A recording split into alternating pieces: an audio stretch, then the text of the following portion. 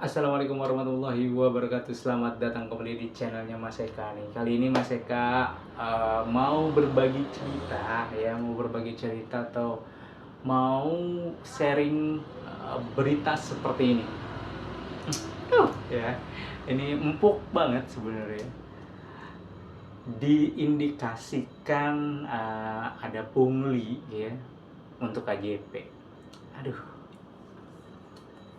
pusing gini ya. Begitu baca beritanya Mas Eka juga, wah masih ada aja yang begini ya.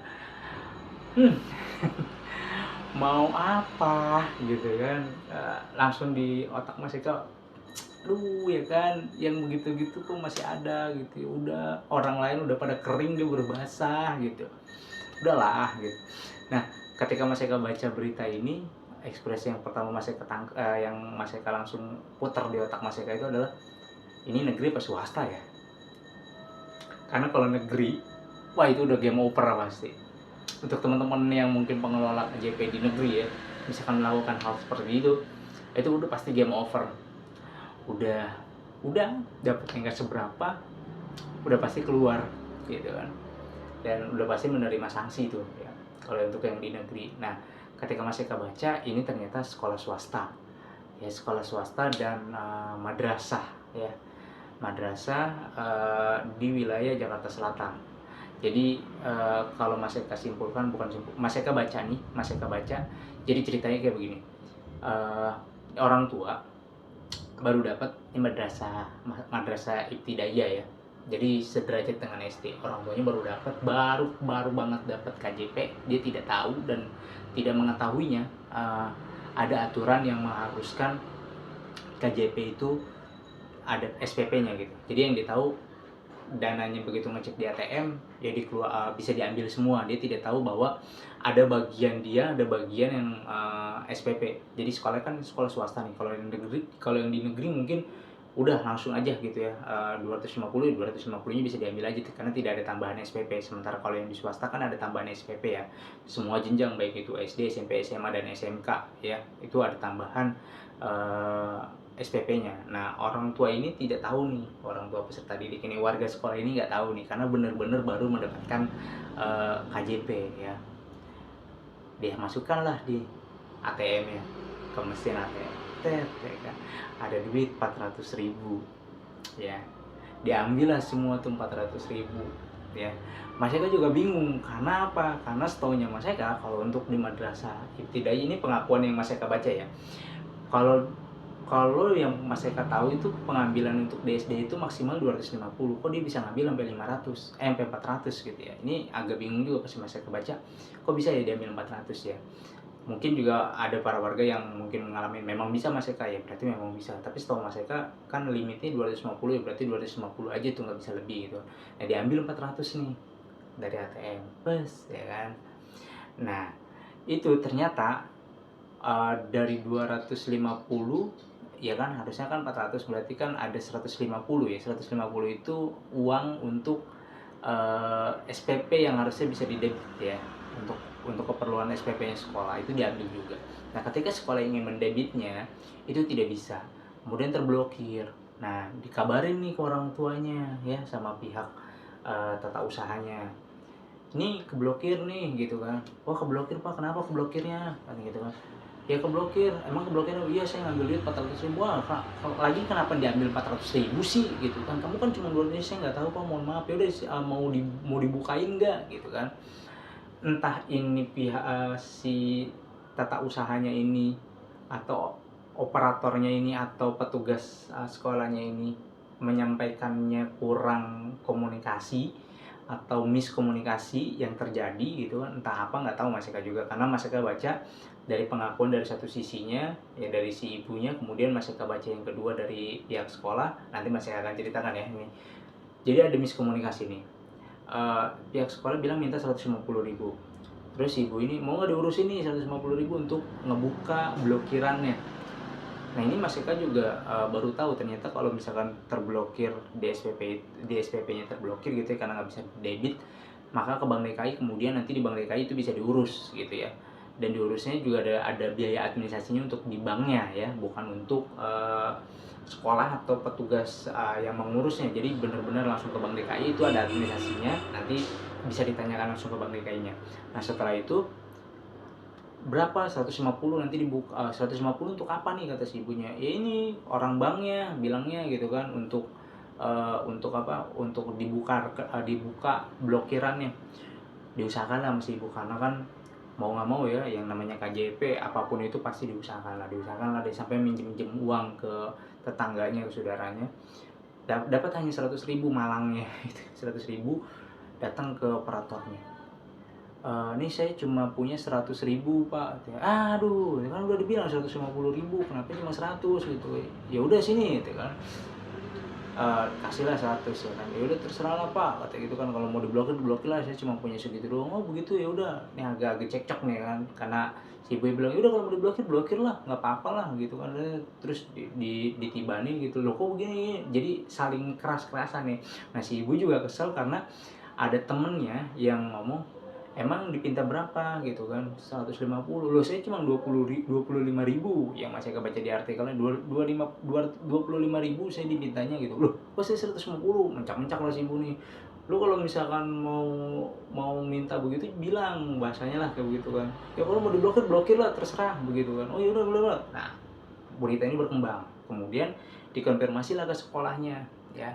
Kemudian pihak sekolahnya menyelesaikan secara kekeluargaan, dipanggil orang tua muridnya, kemudian juga petugas operator KJP-nya juga dipanggil, dijelaskan di situ bahwa ternyata 150.000 itu bukan untuk sekolah gitu kan. Jadi ada biaya untuk ke Bank DKI ini, mereka nggak tahu ya. Mungkin ada para warga yang memang mengalami hal yang seperti ini, bisa juga berbagi sharing. Silakan langsung komen di bawah. Katanya sisa dananya itu dimasukkan kembali ke rekeningnya gitu kan, untuk pendebitan SPP-nya, kurang lebih seperti itulah kalau yang masih ketangkap dari bacaan artikelnya. Nah ini apa yang bisa kita ambil dari pembelajaran ini ya. Yang pertama ya, untuk sekolah ya udah jangan ada bahasa untuk minta-minta seperti itu, jadi jatuhnya kayak pungli ya. Walaupun mungkin bukan pungli itu kan, maksud kita baik, tapi belum tentu penafsiran itu jadi baik untuk orang lain, karena masyarakat juga pernah mengalami hal tersebut gitu kan. Bah dilaporin gitu kan, udah pernah di BAP di P4OP gitu kan, kemudian dipitnah yang macam-macam juga udah pernah ya, udah puas yang begitu-gituan. Tapi selama jalurnya bener dan tidak keluar dari aturan ya, alhamdulillah sampai dengan saat ini Mas Eka masih bisa melayani para warga sekolah seputaran tentang KJP gitu ya. Karena memang ini banget apa, riskan banget gitu ya, ketika salah sedikit udah pasti langsung salah tuh, apalagi di era tahun 2016 17 itu era-era yang pada saat itu pimpinannya juga kencang keras banget gitu kan. Ketika ada aduan dari masyarakat pasti langsung dihajar tuh, langsung di TL, salah langsung dihajar gitu kan. Nah kesini-sini agak renggang, tapi ya untuk teman-teman ya lebih inilah, udahlah yang begitu-gitu buat apa gitu ya. Nggak usah yang macem-macem minta-minta seperti itu gitu kan. Toh dari yang sudah kita dapatkan dari hasil kerja kita juga sudah cukup lumayan gitu ya. Nah untuk para warganya sendiri ya, yaitu harus banyak-banyak tahu gitu kan. Jangan begitu ngelihat nominal di ATM hilap segala-galanya gitu, beranggapan bahwa yang ada di ATM adalah milik saya gitu kan. Padahal sudah sering Mas Eka sampaikan bahwa kalau untuk yang di sekolah swasta itu ada bagiannya masing-masing. Ada bagian untuk siswanya, ada bagian untuk sekolahnya. Untuk sekolah yaitu subsidi SPP-nya. Nah subsidi SPP-nya jangan dipakai, ini kebanyakan juga kan nafsu gitu ya. Ada duit nih ya kan di ATM 400.000, disikat semua 400.000. Ada duit nih 800.000, disikat 800.000. Ada duit nih 1 juta, disikat 1 juta semuanya. Dia tidak berpikir kok ini duit banyak banget ya. Dia tidak mencari tahu kok bagian saya ada bagian orang lain atau enggak ya di sini, atau ada bagian sekolah atau enggak ya di sini ya gitu, atau ada buat kepentingan sekolah lainnya atau tidak ya. Dia tidak berpikir seperti itu, karena udah yang dilihat di matanya ya udah ada dananya, udah saya ambil lah gitu kan, saya butuh gitu ya. Butuh sih butuh gitu kan, tapi kan ini dana sosialnya, bukan dana sosial, dana bantuannya sudah dibagi-bagi gitu kan yang dimasukkan ke situ. Nah ketika itu diambil ya, sekolah mau mengambil SPP-nya nggak bisa, kemudian terjadi miss, cara penyampaian sekolah ke orang tua murid mungkin kurang tepat, orang tua muridnya juga mungkin kurang memahami, akhirnya miskomunikasi yang terjadi adalah ya kayak berita tadi, headline-nya kencang banget gitu ya, ada pungli untuk KJP, padahal saat ini sih Mas Eka udah jarang dengar. Makanya begitu muncul berita ini, wah daerah mana nih, itu kan dilihat Jakarta Selatan,